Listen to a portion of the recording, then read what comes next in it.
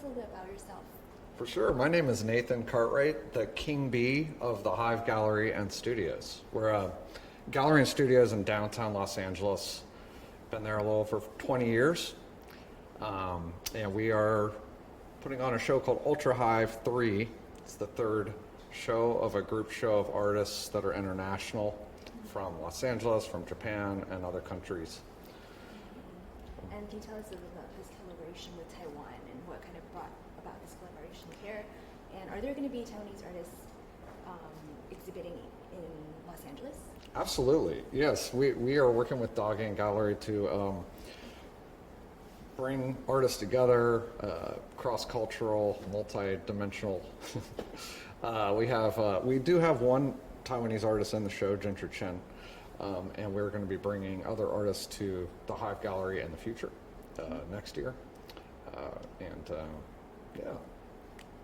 So this show is a show of, it's all CD cover art, so it's all 4.75-inch square pieces of art inspired by music. And I'd love to have more Taiwanese artists in this show as well. What can people expect when they come over to watch the show? Yes, so this show started in Tokyo, or it started in Osaka, and it's kind of been moving around the world at this point. So it went from Osaka to Tokyo to Los Angeles to Oakland, and then finally Taipei. So you can expect all different mediums and medias of art. We have from photography to mixed media and sculpture, even some fabric work, like this artist here sewed her piece. The idea was to do small art that's easy to transport cross country and across the world. So all of this art just fit in a little box, and it started with over 150 artists. Pieces have sold along the way, so got about 120 now. And I felt like music was a great theme to it was a rough theme for the artist because everyone from around the world can relate to music. So that was something that people in Japan and Taiwan might understand, because art is the international language. Right, can you tell us a little about these works that you've created? For sure. This is a small part of an Angels and Demons series. The idea of Angels and Demons doesn't have to be something outside of ourselves. It could be something within. I'm really interested in psychology and archetypes. One might relate a demon to shadow work, the inner shadow, the things within us that we don't look at consciously or unconscious. So this is a series inspired by that. And all the pieces were made in drawers from a jewelry box. So I like finding antiques and things that I can actually sculpt inside. And you can see the little handles on some of them. These pieces are made with kind of a newer medium. It's called Super Sculpey, and it's a polymer clay.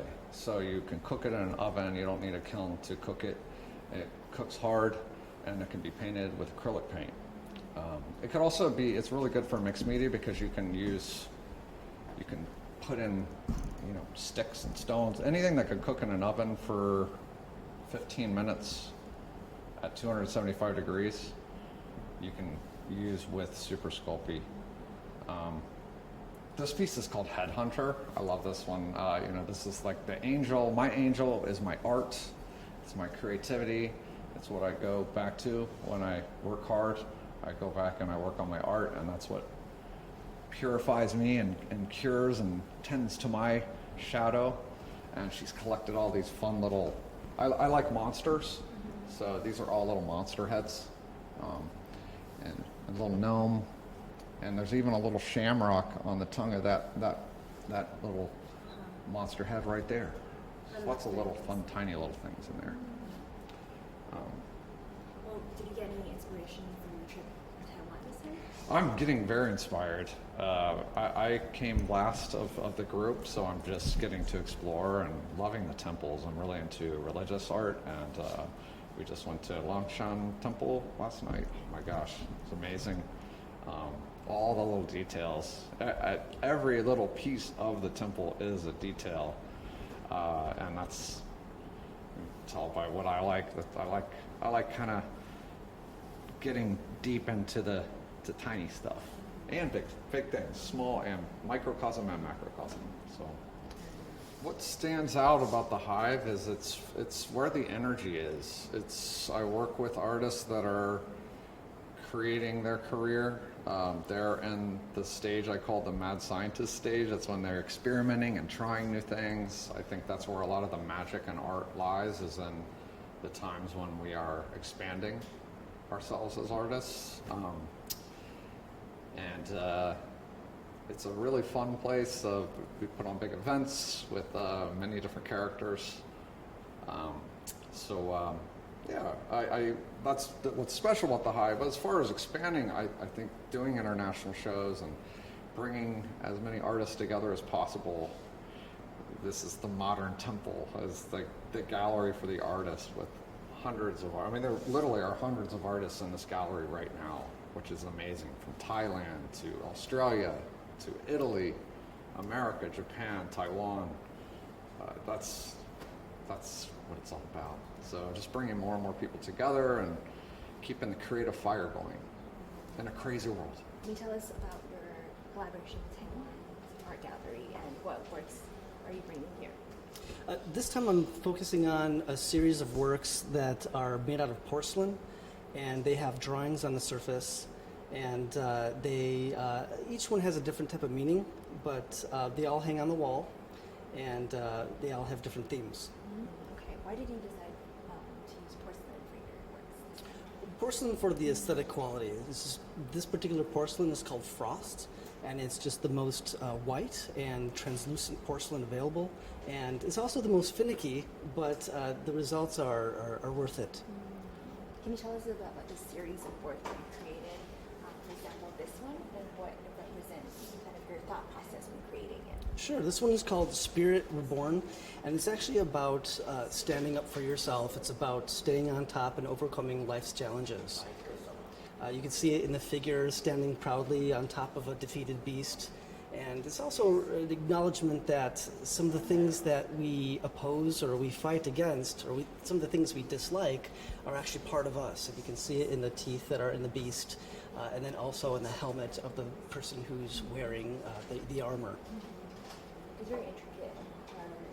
How long did it take for you to create this piece? It could take anywhere from a month to maybe 2, depending on complexity and whether or not the clay participates well, and but also whether or not it feels finished. You know, sometimes you don't know until you reach a certain point and you discover, oh, well, maybe it needs a little bit more, or maybe it doesn't convey the idea as clearly as I anticipated. So sometimes it could take a little bit longer, but generally about a month to 2.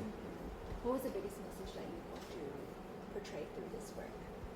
Well, the message is that we don't live in a perfect world where everything is sweet and nice. Sometimes we have to defend ourselves. Sometimes we have to stand up and be true to ourselves and stay strong. Olivia, can you tell us a little bit about yourself? Yeah, I am a 31-year-old artist from San Diego, California. I'm a painter and a tattoo artist. I'm also a resident artist at the Hive Gallery and Studios, which is in Los Angeles. And so I've been here for about a week and a half now, and I've created a couple of pieces for this exhibition, brought a couple that I've already had existing. So, yeah. Can you tell us about some of the highlights of your show this time? Yeah, so I've got this piece right here I can show you.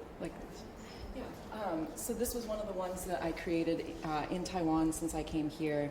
Our first weekend in town, we were invited to go to Master Xu's his calligraphy studio, and so we got to watch one of his classes and observe.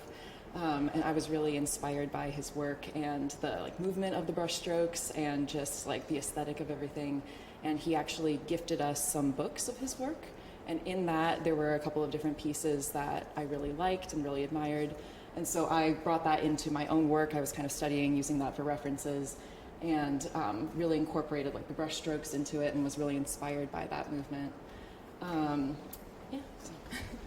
these are also flowers, is that correct? Yes, yeah. A lot of my work involves floral pieces, nature. I take a lot of inspiration from the different places that I visit. Can you tell us about this work as well? Yeah, I really enjoy working like in negative spaces. So yeah, white on black.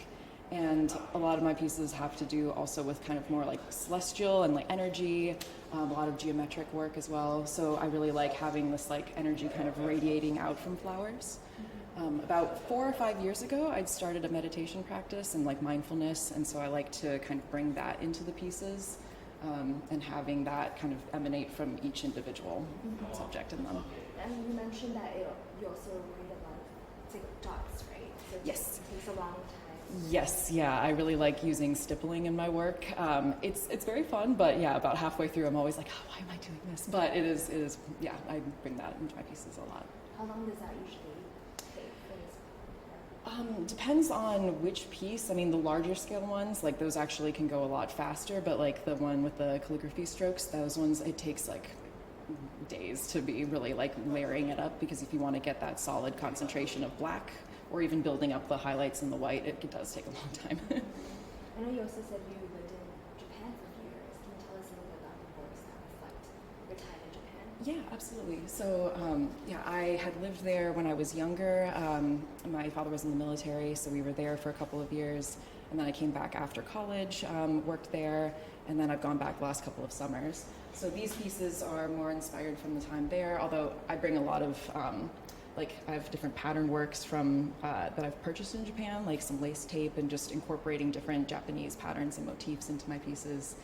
This one was made, there was a gallery in Osaka that they fill the entire gallery with bamboo, like floor to ceiling, just immersive space. And so that one was made inspired by that. Is there anything else you'd like to add? Yeah, I mean, so this one, with the Hive Gallery and Studios, so we had started going to Japan about in 2023 for the Ultra Hive shows, and that's actually the CD show that we've got here right now that they'll talk about. But when we first went, I was invited to create a piece for that, and this was what I had made inspired by that, of sort of my own little bee going with the hive. So, yeah.